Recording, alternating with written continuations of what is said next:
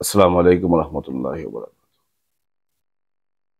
অন্তর্বর্তীকালীন সরকারকে যে রূপরেখাটা ছাত্ররা দিয়েছে তার সাথে আমরা একমত।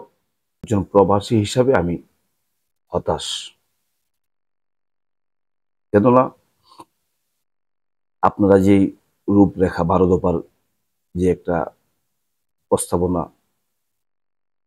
রাখছেন বর্তমান যে সরকার গঠন হবে তাদের কাছে, সেখানে আপনারা বলে গেছেন যে আপনাদের সাথে আমরা কিন্তু সংযুক্ত ছিলাম।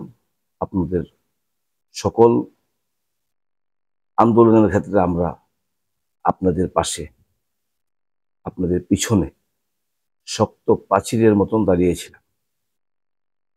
আপনাদের আহ্বানে আমরা রেমিডেন্স পর্যন্ত বন্ধ করে দিয়েছিলাম।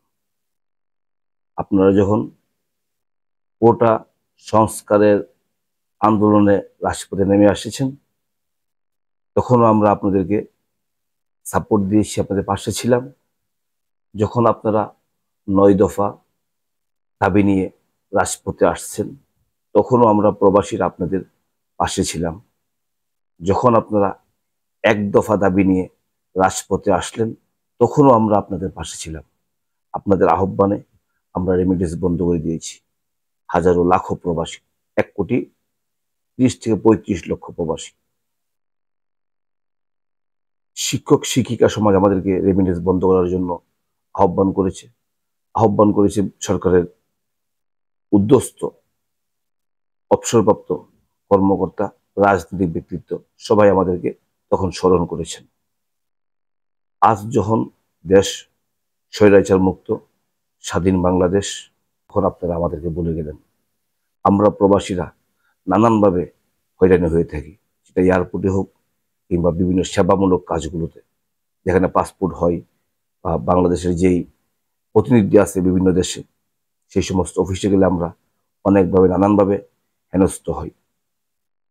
আমাদের কথাটা আপনাদের মাথায় রাখা একটু প্রয়োজন ছিল, কারণ বিপরীতে কিন্তু আমরা আপনাদের পাশে দাঁড়িয়েছিলাম শক্ত প্রাচীরের নাই। আজ এই রূপরেখা থেকে আমি একজন প্রবাসী হিসাবে হতাশ, কারণ আমাদের নামটা আপনারা একবারও উচ্চারণ করেন নাই। আমরা দূর প্রবাস থেকে আপনাদেরকে সব দিক দিয়ে সাপোর্ট দিয়ে যাওয়ার পরও আজকের সুদিনে আপনারা আমাদেরকে ভুলে গেলেন। একজন প্রবাসী হিসাবে হতাশ হওয়া ছাড়া আর কিছুই করার নেই। আপনাদের এই ভুলে যাওয়াটা 1,35,00,000 প্রবাসী আমরা অনেকটাই হতাশ।